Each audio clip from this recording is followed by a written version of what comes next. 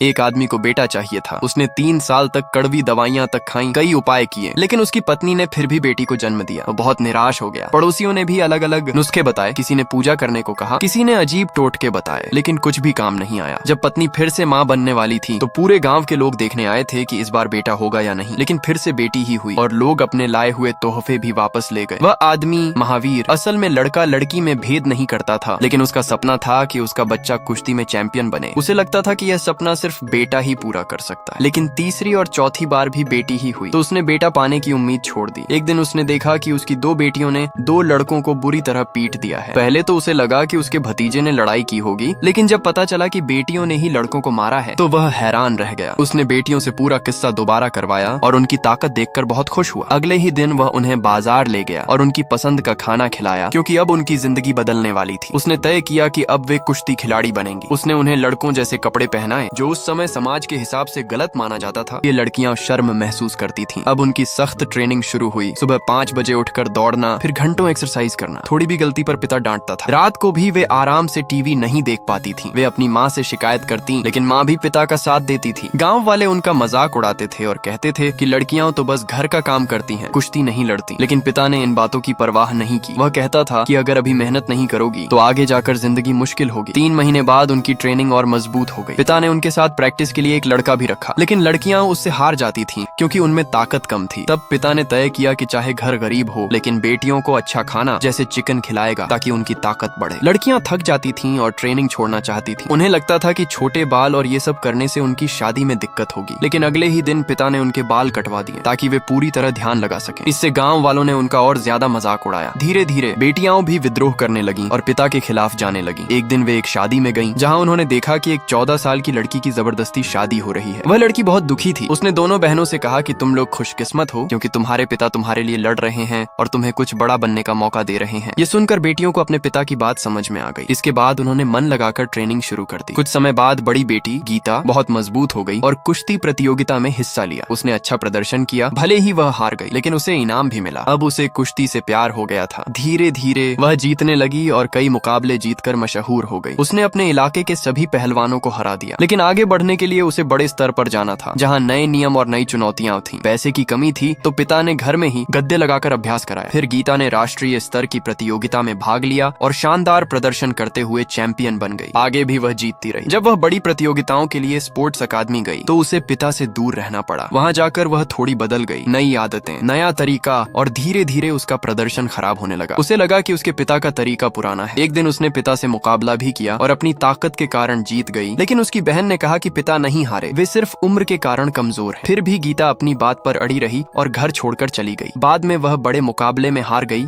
जबकि उसकी छोटी बहन जीत गई। लगातार हारने के बाद गीता का आत्मविश्वास टूट गया। तब उसकी बहन ने उसे समझाया कि वह अपने पिता से बात करे। पिता भी उसकी कॉल का इंतजार कर रहा था। जब गीता रोते हुए उससे बात करती है तो पिता भी भावुक हो जाता है और फिर से उसे ट्रेनिंग देने लगता है। वह चुपके चुपके उसकी मदद करता है, उसे सिखाता है और उसका हौसला बढ़ाता है। लेकिन जब यह बात कोच को पता चलती है तो वे नाराज हो जाते हैं और पिता को रोक देते हैं। फिर भी पिता हार नहीं मानता और दूर रहकर ही अपनी बेटियों का साथ देता है।